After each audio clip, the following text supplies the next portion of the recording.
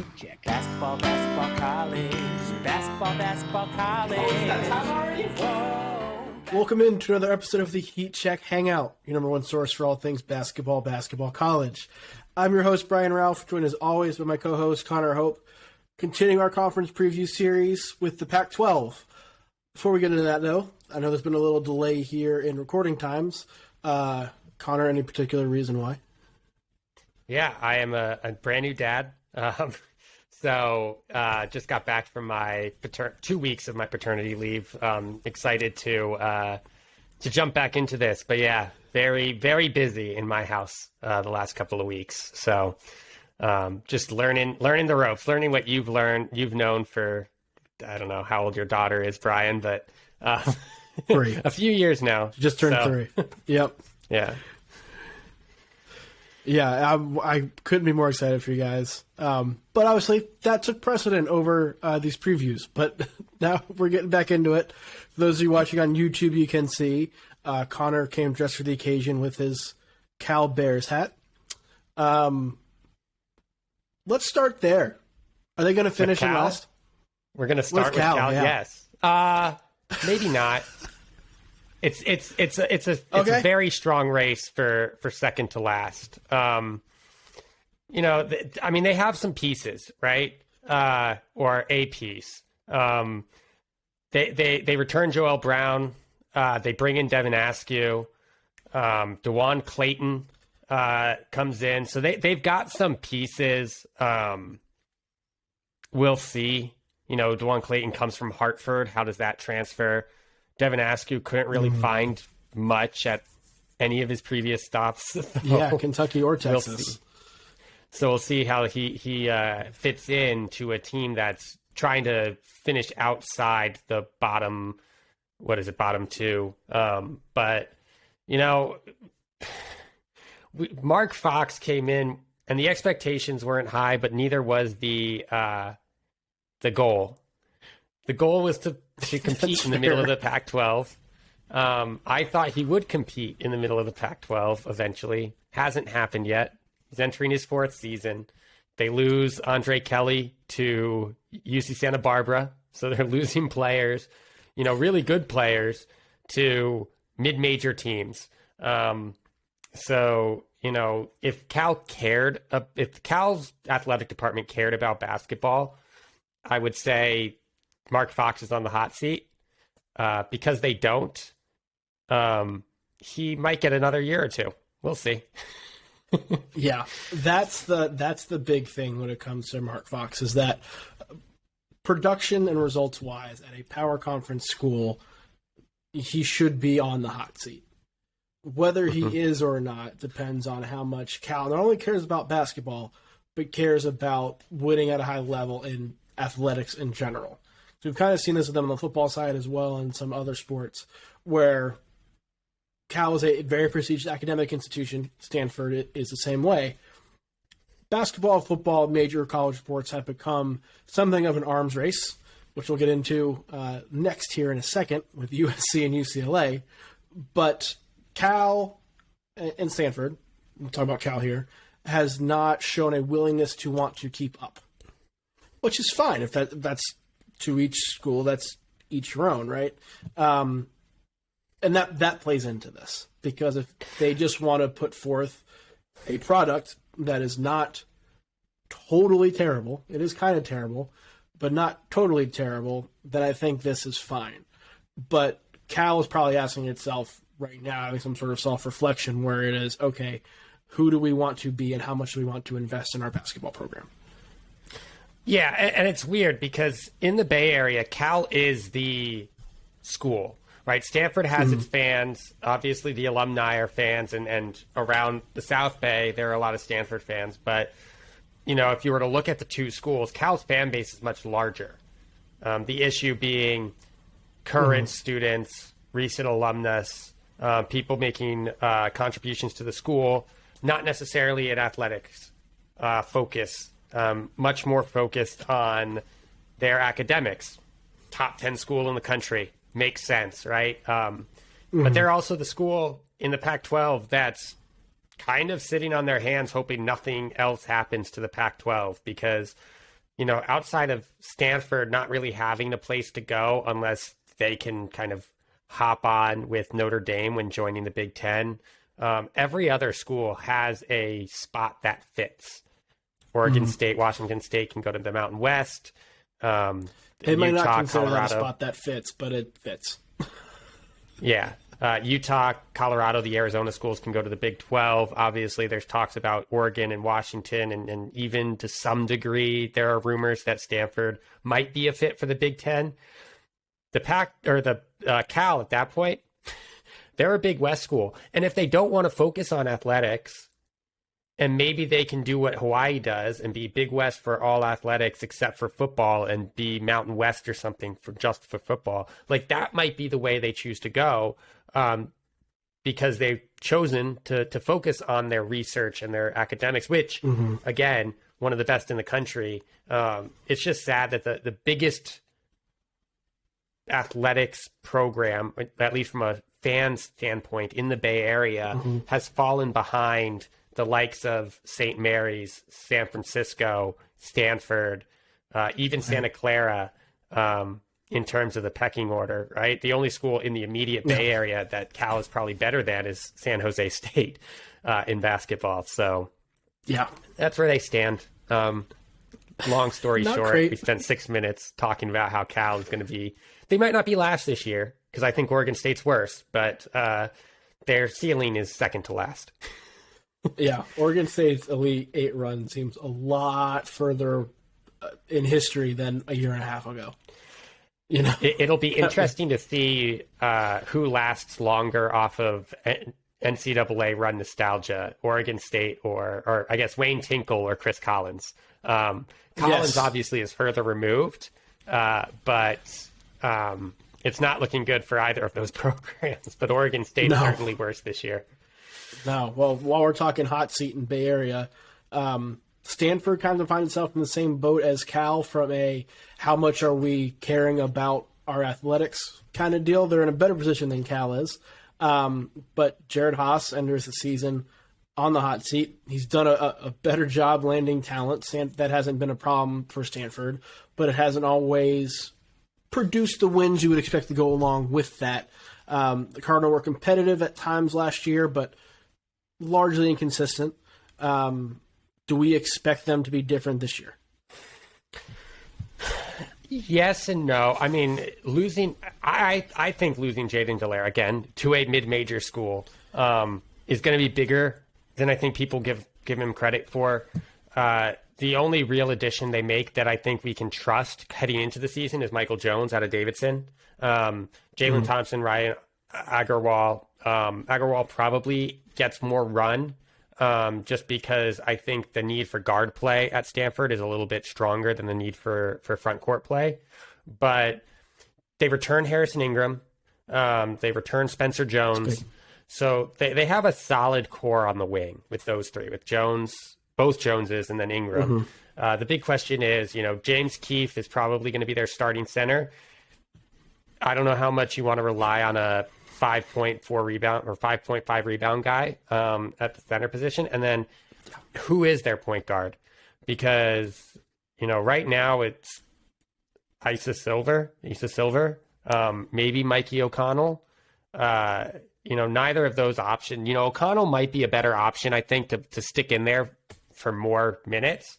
I don't know if his ceiling is quite as high as Silva, but he certainly has proven that he can run an offense.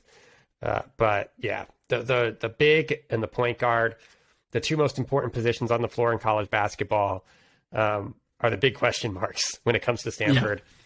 Yeah. And, this might be one of those seasons where I think they come in with not a huge expectations, but relatively high for Haas. And what we've seen is that when he has really low expectations, he delivers or outperforms. When he has really high expectations, he doesn't. So Stanford's one of those programs I'm looking to finish in that 5 to 8 range because that's generally what we can expect from Jared Haas as a coach. Yeah. Well, I think, too, it fits well for how I think I see the Pac-12 going, at least, because there appears to be 4 teams that have separated themselves, and that not necessarily a surprise when talking about the Pac-12, with the Big Ten schools, USC, UCLA, and then the teams that have done well on the basketball side the last decade, so longer than that for Arizona, obviously, but Oregon, Arizona as well. I think if you're going to put those four in the top tier, I think UCLA is far and away the best of that top tier. Like I don't think UCLA is getting enough credit for how good they're going to be because Johnny Juzang left, but the amount that's back for them and some of the talent they have, I think this is a legitimate top 10 team that could flirt with the top 5. Yeah, it's 4-ish. I'll explain that later. But I agree. UCLA is the only team right now that I think is strongly, and I've seen Oregon and Arizona higher in people's top 25s. UCLA for me is the only one that I'm strongly convinced is a top 25 team. Tiger Campbell, one of the best point guards in the country, really not really fun to watch. Just very solid, does the right thing almost every time. Not flashy, but he gets it done. Jaime Jaquez is the same way. Not a flashy player, does everything you need from a small ball 4. Like, as much of a small ball 4 as a 6'7" guy can be, but he can play the 3 or the 4, even play the 2. Really solid player. I like Jalen Clark.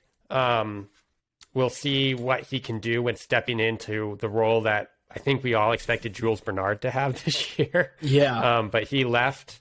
And so we need a little bit more from Clark at the 3-point line. He's going to be getting pushed probably a little bit by David Singleton, who he's stuck with UCLA when it seems like his role has decreased every year since he, for the last 3 or 4 years. But if there's one thing that he can do that not many people on this roster can do, it's shoot the 3 ball. So I think we're going to be seeing a lot more of Singleton this year. 2 really solid freshmen, Bailey and Bona. Again, I think the fact that Bona is such a high valued center. I don't trust freshman centers a ton, but with Nuuba and Etienne being the backups at the 5, you're going to need to trust Bona. And then Bailey is going to play off the ball. He's not going to need, because you have Campbell, he's not going to need to be on the ball. So I think they're fine there. For me, it just comes down to, can Etienne or Nuuba step up in that 5 role? Because if they can't, you're going to see a lot of Jaquez at the 5, which I'm not sure you want if you're UCLA. And then, who can step up outside, on the perimeter outside of Singleton from the bench? Is it Dylan Andrews? Is it Will McClendon? We'll see. But, this is a team that I think is strongly in the top 25. I'm not sure I trust the floor as much as some people do, but the ceiling is certainly there. That's fair. I think both the upside and downside very much hinge on Bona and Amari Bailey's ability to make significant impacts right away. You know what you're going to get from Tiger Campbell. You know what you're going to get from Jaime Jaquez. We've seen it for 2 years now. Very solid players. Not necessarily superstars, although Jaquez can be that at times, but not guys who you're going to rely on to go get you 20 points. They can do it. Not something you're going to rely on. I don't think Bailey or Bona's that person either, but you need them to contribute to do that. Jalen Clark's interesting to me because there were a couple times when Juzang was out last year that Clark looked like the better player. Like there were some games where he produced at a really, really high level. Only did so in spurts, though. There was kind of a log jam there with some of the talent, just only so many minutes available. He could flourish now as a full-time starter. He could be inconsistent like he was last year. Like those are question marks that I think could swing them from being, are you this top 10 team or are you just an NCAA tournament team, fringe top 25 team? Yeah, I mean, they're missing. Jalen Clark, I think, has to be. Amari Bailey, maybe, if he can step up and develop into that over the course of the season. But Clark, I think, has to be that closer. Because as good as Jaquez is, I don't view him as that guy. You're expecting Jules Bernard to step into that role. Tiger Campbell isn't that guy. So it's one of those 2 guards. It's either Jalen Clark, who was inconsistent, as you said, or Amari Bailey, who's a freshman.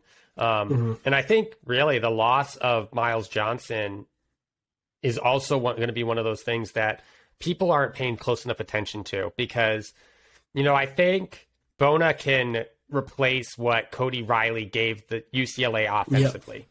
UCLA had a two-man center rotation. Really, it was Riley when they needed scoring. It was Johnson when they needed defense.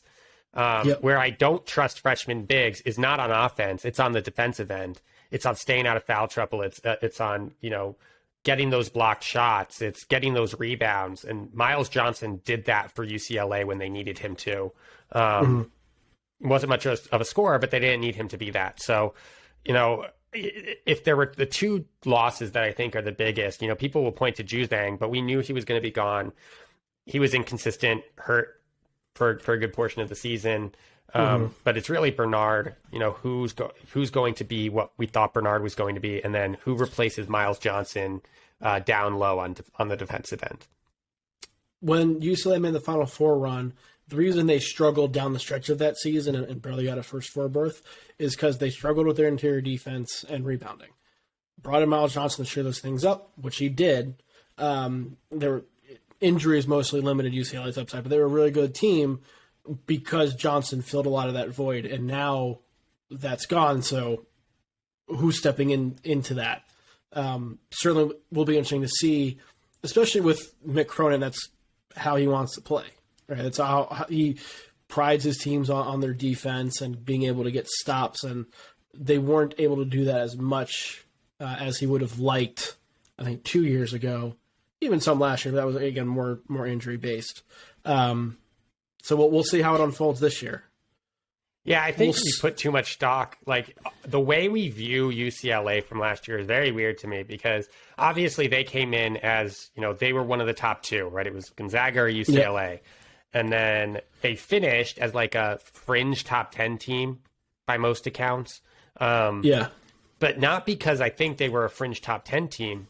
But, if they were fully healthy, I think they're probably a top 5, 6 team. I think the fringe top 10 came from the fact that they were either missing or banged up at the wing positions, both of them, Juzang and Jaquez, for most of the season.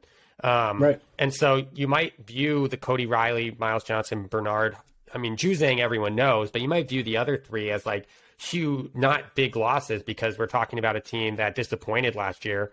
But it's not like they disappointed and failed to make the top 25 or right. just barely squeaked into the tournament. Like, they were still a top 10 team, and they're losing all these guys. It's tough for me to put them in the top 10 because of that. I'd have them in the 10 to 15 range. But, I think there's a lot more question marks about who's going to step up and make those plays and be those players than people are giving them credit for, because we're viewing them through the lens of they were supposed to be a contender and they weren't, and not necessarily they were a top 10 team despite the injuries. Right. And now they lose all these players. See, that's the thing. I think I thought they were overrated going into last season, but if they were healthy, I think they could have been a contender. Right. Yeah. Like, that's the crazy, like, we downgraded them because we put, I think, unrealistic and unfair expectations on them that they still could have met if they weren't necessarily injured all the time.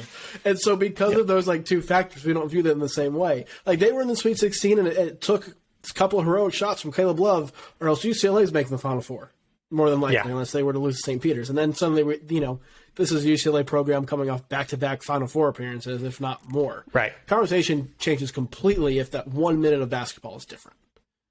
Yeah, right? and not to get off of the Pac-12, but people comparing UNC to UCLA and like, okay, great, they're a top 10 team at their floor. Like, right. UCLA played at their floor and was a top 10 team. Yes, so. We'll take that seriously. Oh my god, yeah, it's an interesting way, but I think because of that, I think they're being undervalued a little bit going into this year. Right. Their LA counterpart, future Big Ten rivals, USC, I think is being overvalued. Kind of on the flip side, USC is why I said 4-ish. 4-ish. So let's go in there, because you lose Mobley, you have Boogie Ellis back, you have Drew Peterson back, but questions everywhere. You're going to have two freshmen starting in your front court. You lose Mobley, you lose Goodwin. Right off the bat, you're going to have Vince Iwuchukwu and Kajani Wright probably playing the 4 and the 5. You have Boogie Ellis, who has been inconsistent and good. And I don't know if he's a point guard or should be a shooting guard, or, how high his ceiling really is. Everyone loves Drew Peterson, and I like Drew Peterson as much as the next guy. But I think people are like putting too much Drew Peterson hype out there. Because Drew Peterson is a fine player, but he cannot be the guy.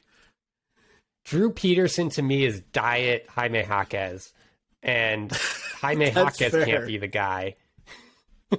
So I just Drew Peterson might need to be the team's highest scorer, the guy for this team. And if that's the case, this is a team that I think makes the tournament, but I don't think they make it pretty, and I don't think they make it comfortable. I think that's fair. So, Wochiku hasn't been practicing. He had something happen this offseason, like a health scare. Yeah. And they don't it's too early to speculate about, what's going to happen there, but you throw in that question on top of everything else. Your known commodities are known role players. Yeah. I mean, right. If you look at this team, I'm going to read out minutes per game last year. Drew Peterson averaged 33. Boogie Ellis averaged 29. Great. Reese Dixon-Waters, who's probably your third starting guard, 14. Joshua Morgan, who probably starts at the 5 if Iwachaku can't, 12. Kobe Johnson, 7.5. Harrison Hornery, 4. Malik Thomas, 2.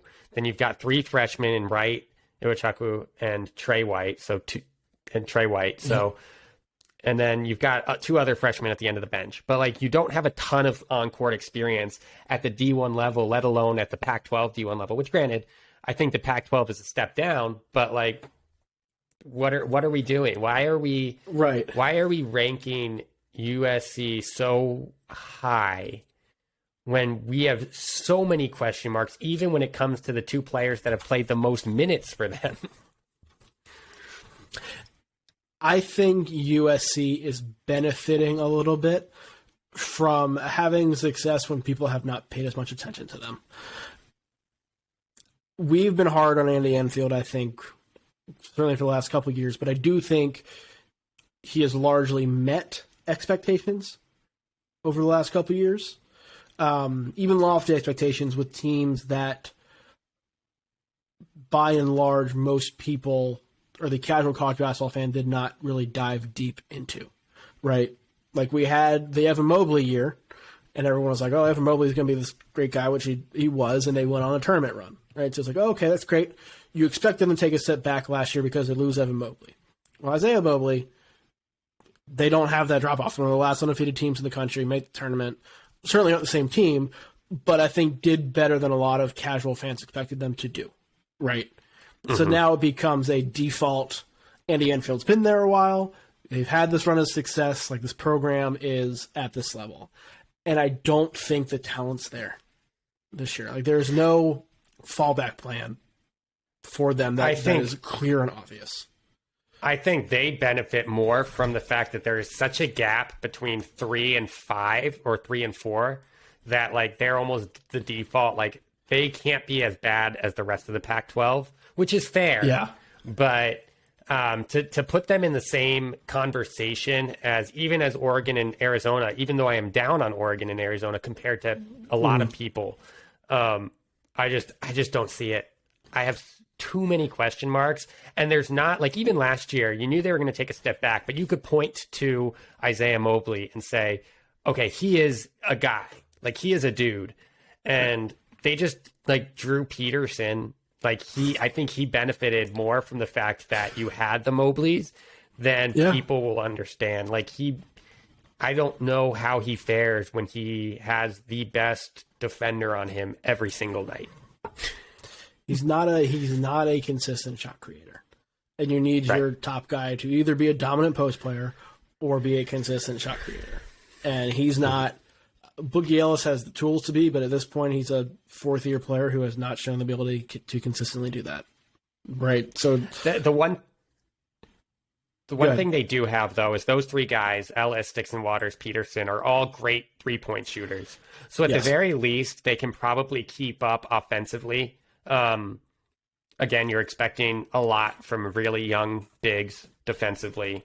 For what Isaiah Mobley was and Evan Mobley were kind of offensively, they were almost better on the defensive end than they were on offense.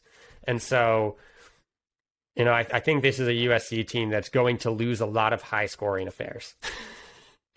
They'll be fun to watch, but not necessarily ultra productive in the win-loss record.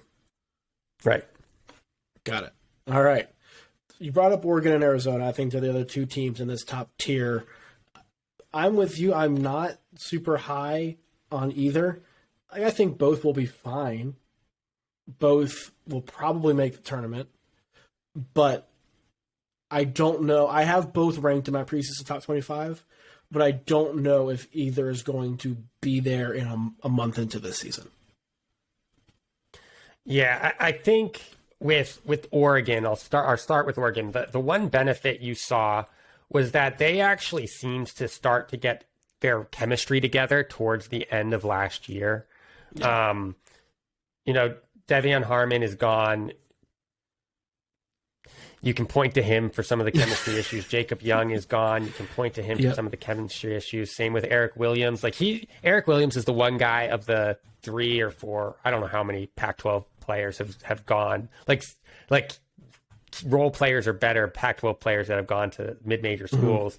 He's one of the ones where you can point to and say, okay, like the loss isn't massive in terms of it's massive in terms of production, but maybe it's better because of the chemistry issues that they had with Quincy Guerrier and Will Richardson.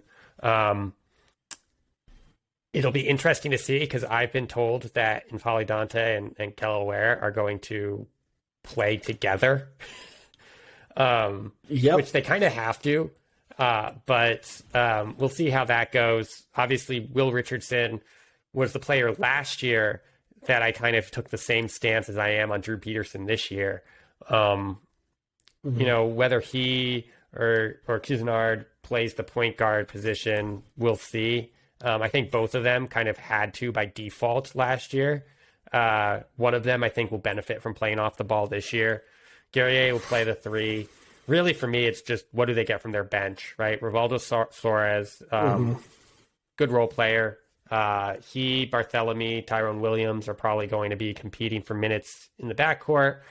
Nathan Biddle is the default backup 4-5. I think backup 5 because I don't know if Ware and Dante are going to, or if they're going to play 2 bigs all the time. Yeah. But I trust Dana Altman that after what happened last year, he's going to get it right this year. This is a tournament team. I just don't, for them, my question is more, what is their ceiling than it really is what is their floor? Yeah. I think depth or lack thereof probably determines the floor. I think a ceiling will depend on the production of the backcourt. So I think you can juggle 2 bigs in a way that either works or you rotate them and it's fine. And it might actually be better for a guy like Dante who's dealt with injuries throughout his entire career.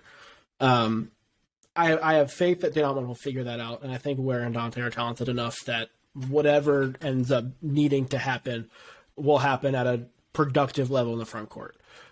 Richardson and Cousinard are both interesting characters to me because both of them have really high-level talent and show really high-level flashes.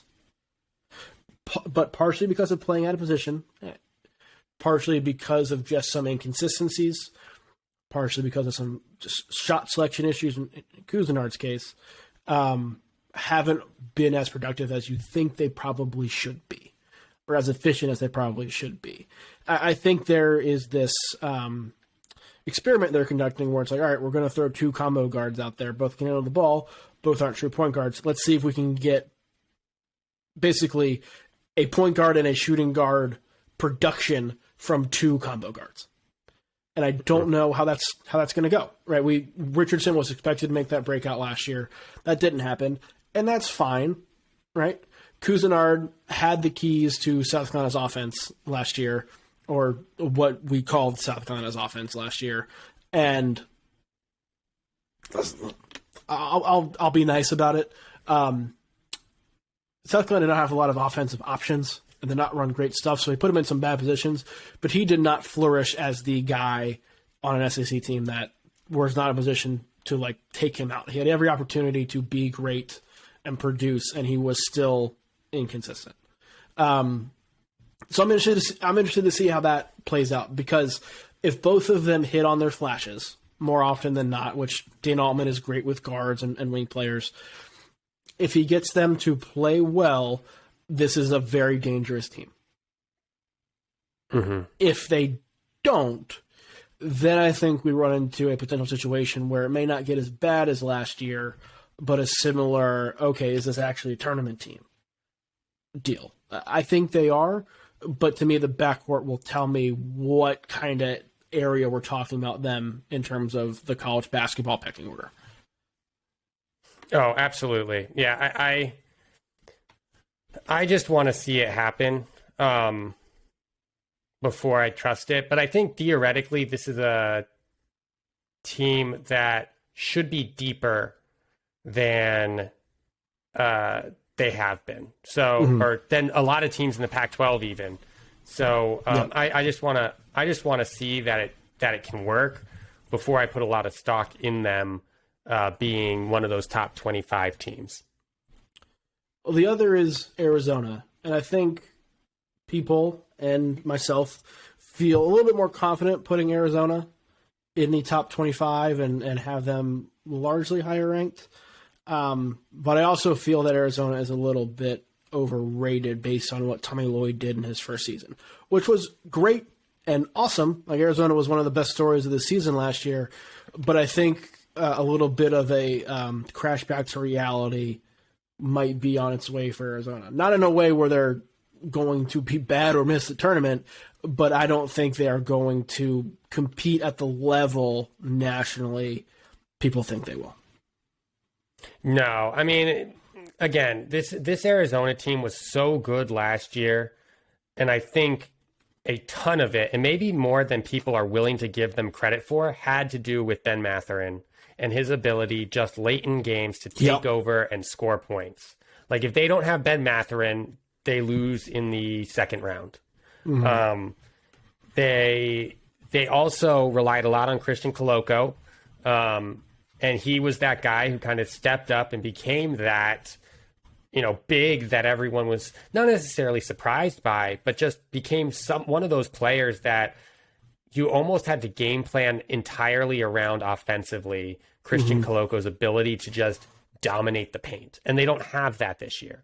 As much as I love Umar Ballo, he is not Christian Coloco, and I don't think he will be. Like, he has raw skills, but, Christian Coloco was just so polished last year. And they do bring in some key players. They bring in Cedric Henderson. They bring in Courtney Ramey. I'm really high on what Courtney Ramey's raw stats are going to look like this year, as you well know. Yep.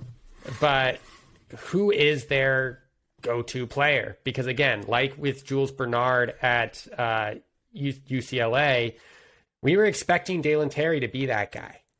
Like, we were expecting him to be the take the ball and score. Kirk Reese is too inconsistent. Courtney Ramey has never been that guy.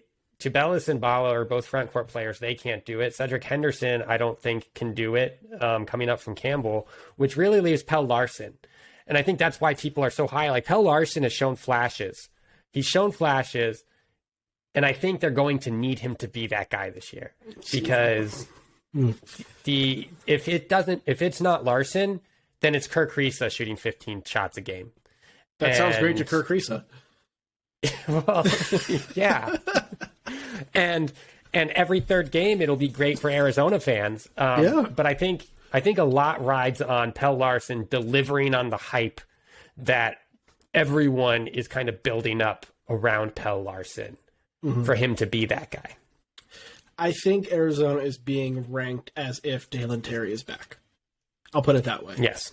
I think this is still a solid team, but they needed Terry to be that guy. And he showed all the signs of being able to be that guy this year. He showed flashes defensively. He had a couple games, particularly late in the season, where he was their second best player next to Mathurin. The problem is he showed a little bit too much of that to NBA scouts and ended up being a first-round pick. That said, I think Arizona back a little bit further than maybe they were expecting to be.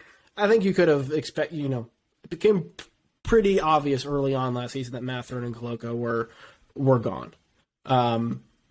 Terry was the one you were hoping to build this roster around. I also don't know Tubelis' upside. Like, I think he is who he is at this point, and he reminds me a little bit in the way we talk about him of the way we used to talk about Kyle Singler at Duke, where he was a productive player for a very long time for a notable program, and so he was always talked about, particularly preseason, in this upper echelon air of players in the conference or players in the country, front court players nationally, however that goes. The production didn't match it. And I think Tubelis is that kind of same way, where he's a fine player, he's a very good player, he's a quality starter on a top contender in the Pac-12. But I don't think he's going to be somebody who is going to be able to carry the kind of load and have the kind of impact Arizona needs him to. It's not to say he's not going to make a big impact, not going to say he's not going to be a good player again, because he's been that. But he's not going to be the guy, as you mentioned, to take that next step. Like, I think we've seen what Tubelis is to this point. The fact that we're relying on Larson to make that step, I am probably more doubtful than others that he can actually do that on the kind of basis Arizona will need them to. And you are much higher on Courtney Ramey than I am. I think, again, that's another fine addition, but it's just that, fine addition. We see these teams sometimes who lose key offensive players, guys that carried a lot of the offensive burden. Those guys leave. You have a good group back next year, and you're depending upon them taking steps forward. And instead of them taking steps forward and there being new leaders, they play like a team that has a group of role players missing their best offensive player. Mm-hmm. West Virginia was like that after Miles McBride left. Oklahoma State was like that to an extent after Cade Cunningham left, where nobody took that step forward. They were still all playing those same roles, expecting this imaginary player to be there that was there last year, that is not there this year. I think we see that from Arizona. I don't think it affects their floor at all, but I definitely think it affects their ceiling.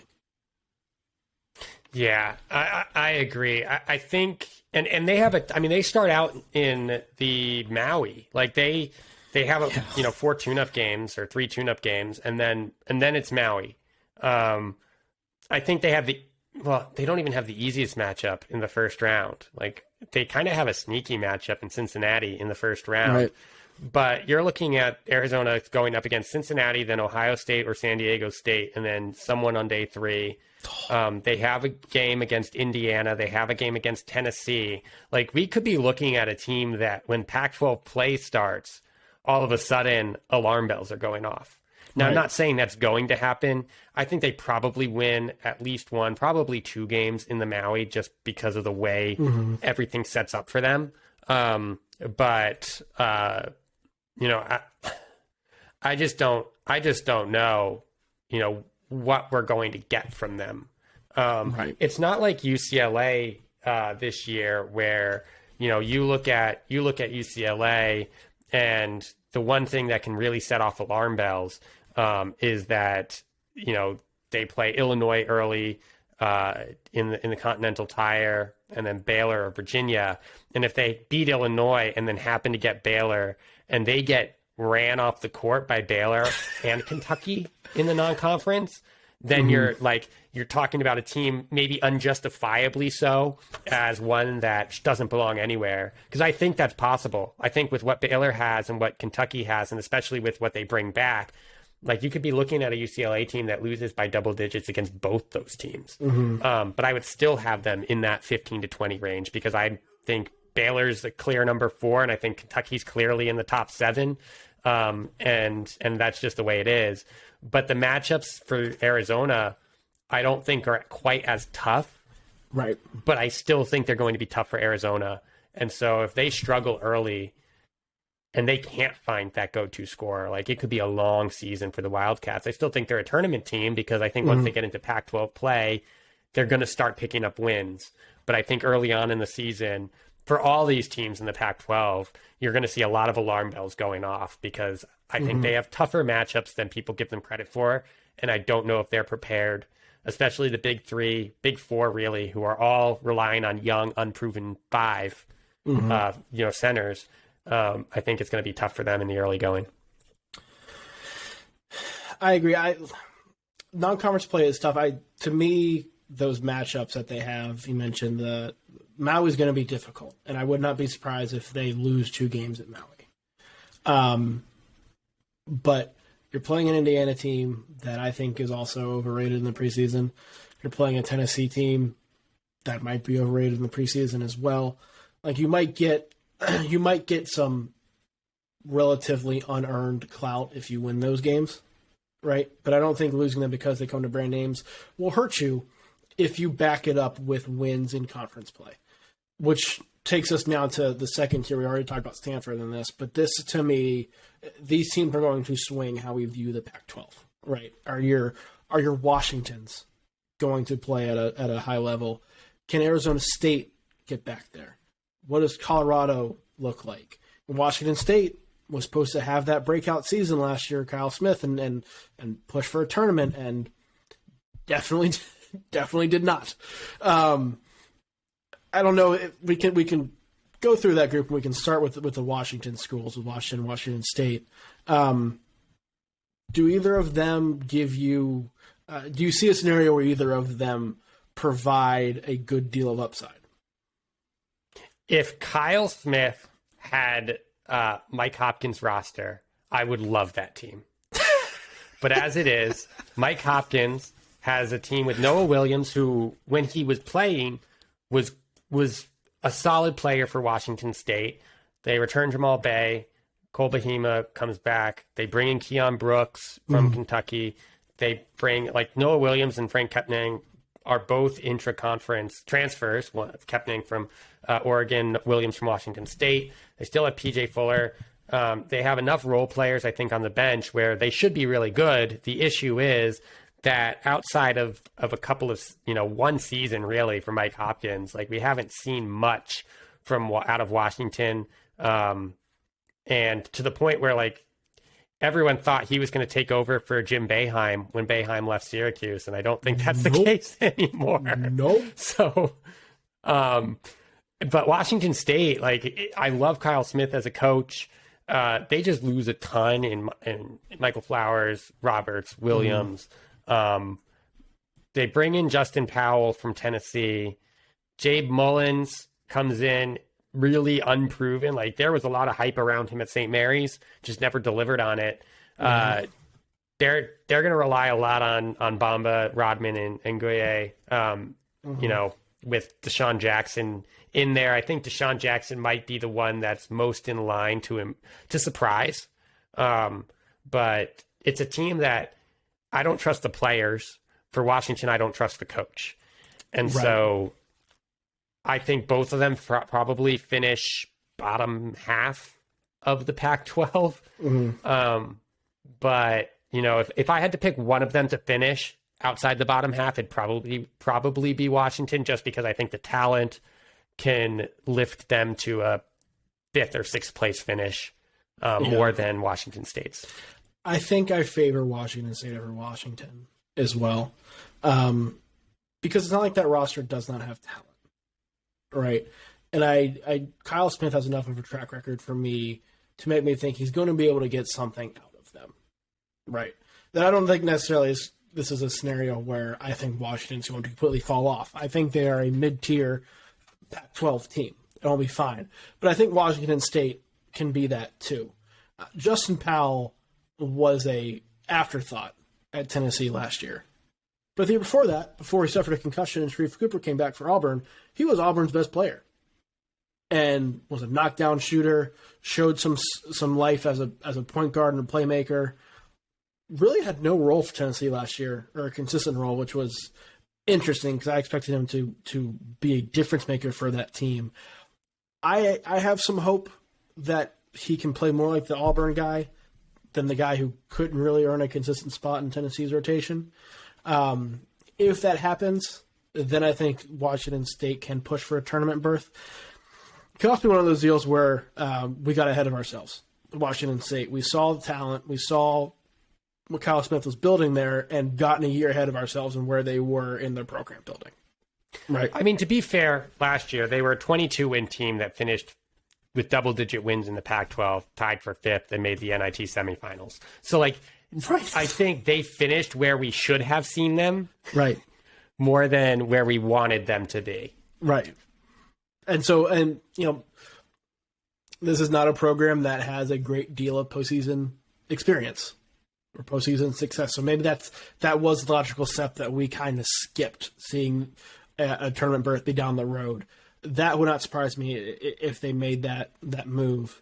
Talked earlier about coaches on the hot seat. We've talked about our expectations for a lot of these programs aren't very high. So let's talk about Arizona State, because they fit both of those categories pretty well. Bobby Hurley enters the season on the hot seat. I think he was on the hot seat last year, given the way that train went off the tracks pretty early in the season. The experiment of having no big men on your roster did not go well, produce results. They're trying to makeshift this thing and get them back to at least being a top half of the Pac-12 kind of team. I don't think that's going to happen. But I'm curious to know how you slot them in this tier in the middle. Or should they even be in the middle? They should be in the middle. What sucks is that, like, we've had so many seasons in a row. Well, we had those 2 seasons where he blew up in November, December, and then just couldn't win in the Pac-12. We had a couple of seasons where it seemed like there was just no chemistry whatsoever with this Arizona State team. And we have enough of those seasons with chemistry issues. It's tough to point to the players. Like, you can point to the players, but I think at some point you have to start pointing at the coach.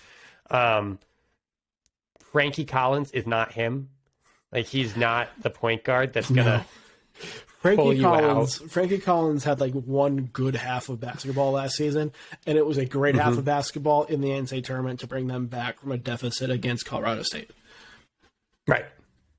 You're going to play 4 guards maybe in your starting lineup with him and DJ Horn, 2 unders. Like, you're going to have 2 6'1" guys on the floor, then the Cambridge brothers, and then Luther Muhammad and question mark off the bench. Jemiah Neal probably plays a guard's position.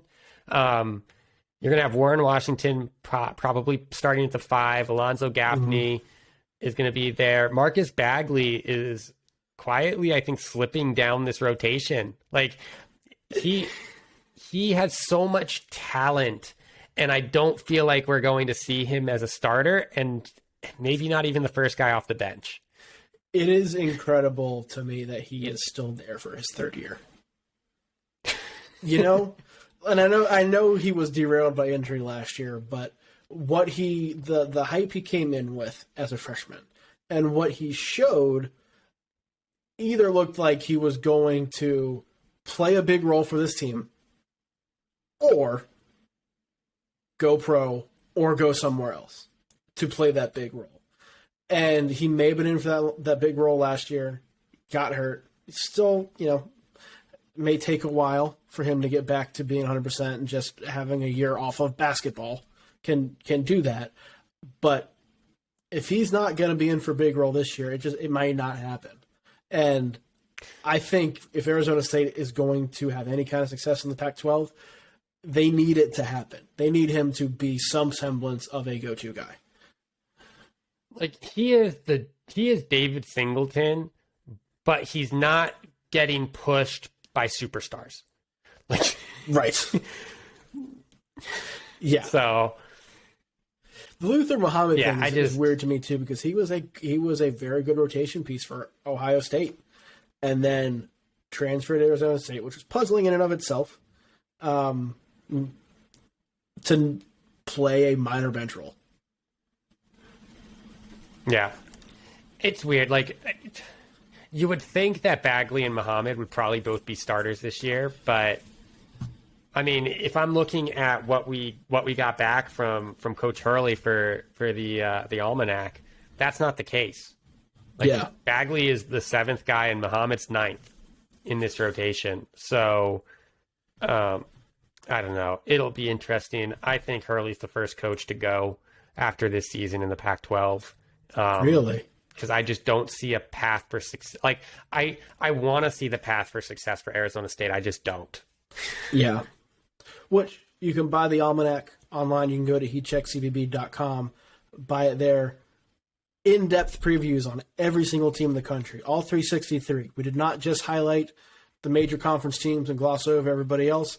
There were 1,300 words written on every single team. This thing is a beast. It's 814 pages, but it literally has every piece of information about every team in college basketball we could possibly put together. If you are a college basketball fan, you need the Almanac. It's $19.99. You can get it on heatcheckcbb.com. Highly, highly, highly recommend you go check it out.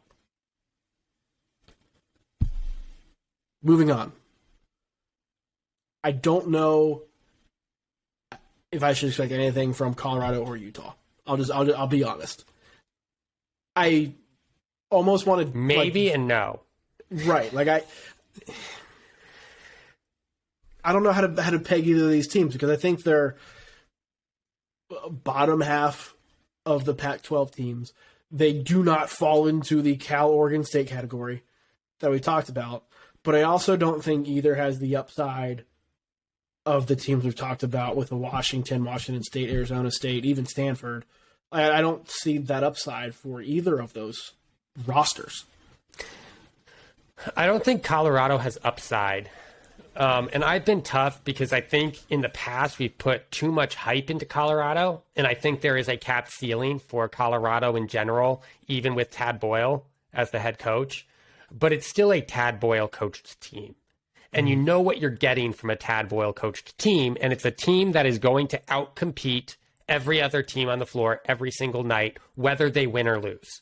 Like, they might not have the talent to beat Arizona, Oregon, UCLA, USC, but those teams are going to come out of those battles banged up because it's a Colorado team that's going to play like a Colorado team.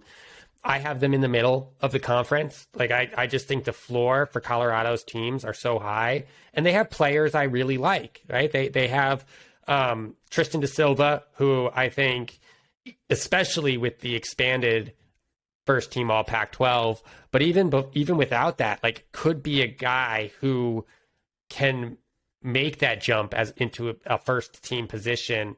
They bring in Ethan Wright out of Princeton. I think is just going to be there to be a solid 3-point shooter. I like Nick Clifford. My big question for them is, who plays the 5? But as we've seen in the past, we've had questions about Colorado's 5-man multiple times in the past, and they always seem to figure out who's going to play it and how they're going to win. Right now, it looks like they only have 3 or 4 players that can play it. Lawson Lovering, probably the starter. But I like Colorado because I think their finish range in the Pac-12 is so narrow that you have to like them more than the people having them finish in the bottom 4. Anytime they get put into the top 4, even though they finished 4th last year, like, I start to question it because I think their ceiling is capped.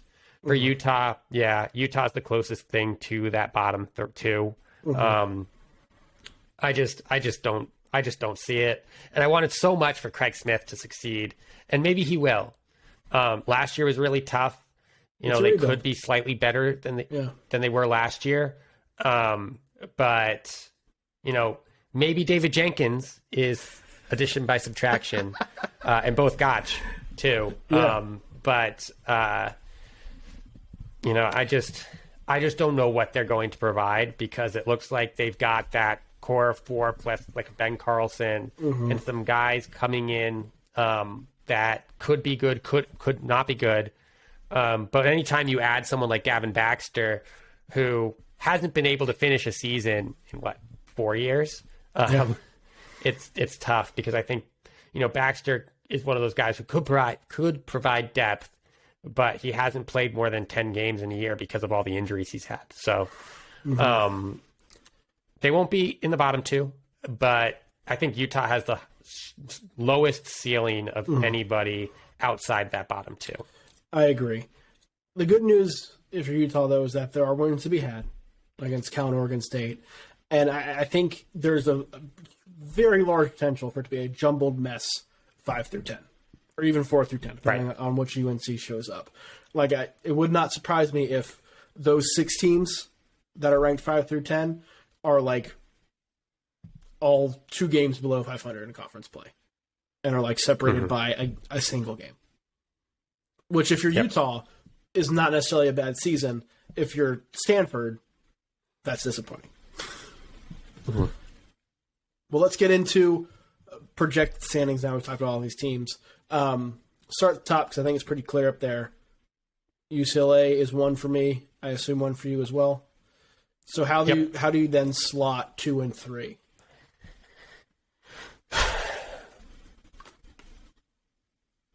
Two, Oregon, because of the floor. 3, Arizona. I want to say that. That's my gut instinct. But I think Tommy Lloyd will have Arizona playing okay. And my questions about Oregon's backcourt have me have Arizona 2, Oregon 3. Again, I don't think there's going to be a lot of separation there. I think there's probably going to be a multiple game gap between 2 and UCLA at 1. And we're probably talking about Oregon and Arizona being within a game of each other. Right. So I don't think there's a huge separation there, but I would lean more towards trusting Tommy Lloyd and at least the floor of Arizona, with Oregon coming at 3. And then USC at 4, just from a talent standpoint. They've been there. They can mess up, I think, and not have a great season and still finish 4th because of that the potential for a jumbled mess we talked about 5 through 10. Right. All right, so now it gets fun. Now it gets fun. Give me the rest of your final 8 there. 5, 6, 7, 8, 9, 10, 11, 12. This 5, 6 I've been struggling over. I'll go 5, Stanford. 6, Colorado. 7, Washington State. 8, Washington. 9, Arizona State. 10, Utah. Okay. And then how do you put Oregon State last? Cal at 11? Yes. Yeah. I'm doing the same thing. Oregon State, that Elite 8 run was fun, but there's nothing there. There's nothing there at Cal at 11. So leading bold predictions, but I'm going to put Washington State at 5. I'm going to put Stanford at 6. Washington at 7. Colorado at 8. I'm going to put Utah at 9 and Arizona State at 10. Wow. Yep. So that leads into bold predictions for two things. I think Washington State finishes top 5. Okay. I think UCLA, you know how Duke spent a couple months last season, or the only team that was ranked in the ACC? Yeah. I think there's a multiple week stretch where UCLA is the only ranked team in the Pac-12. Yeah, I mean, I have them as the only ranked team right now. So. Yeah, I think there'll be multiple week stretch where Oregon and Arizona, USC, nobody else is ranked, and it's just UCLA that's ranked. And then I also think Arizona State kind of bottoms out, finishes 10th, and fires Bobby Hurley. Okay. Let's hear yours. I was going to say this. I was going to say Bobby Hurley gets fired before the first 4 games, but I think it's going to go real bad real quick with this Arizona State team. That's why I had them because if it does go bad, it is going to go very bad. Mm-hmm. Oh, jeez. I'm going. I hate doing Player of the Year ones because it's such a crapshoot, but I'll do similar to what I did with UNC. I think Tiger Campbell wins Player of the Year over Jaime Jaquez. I like that. I think Tiger Campbell's contributions are going to be appreciated on paper a bit more, especially without Johnny Juzang, than Jaime Jaquez is. Because even with Johnny Juzang, like I do think Jaime Jaquez was still the most important player on that team. But, you know, I think just this year, I think Tiger Campbell breaks out. But I'm trying to think of one better. I mean, that's kind of why we're so down the Pac-12 is there's not that kind of top end. There's talent. not a ton of good ones. Like, and I don't want to be the Debbie Downer, but I will be. The Pac-12 only gets 3 bids in the NCAA tournament. There it is. Yep, that would not shock me. That would not shock me at all. Yeah. I like if you're counting on USC, Stanford, Washington State, whoever that is, they're going to have to pick up some non-conference wins, and I don't know if they're going to be together enough early enough to do that. Right. I like that. That's a good one. Yeah. Well, that'll do it for this episode of the Heat Check Hangout. Thank you guys very much for listening or watching. Remember, if you are listening, make sure you check out our YouTube channel as well. If you are watching on YouTube, make sure you're subscribed.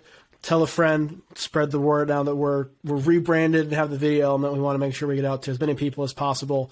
Inform and entertain as many college basketball fans as we possibly can, which we can also do with the ALMANAC. If you are a college basketball fan, need a gift for a college basketball fan.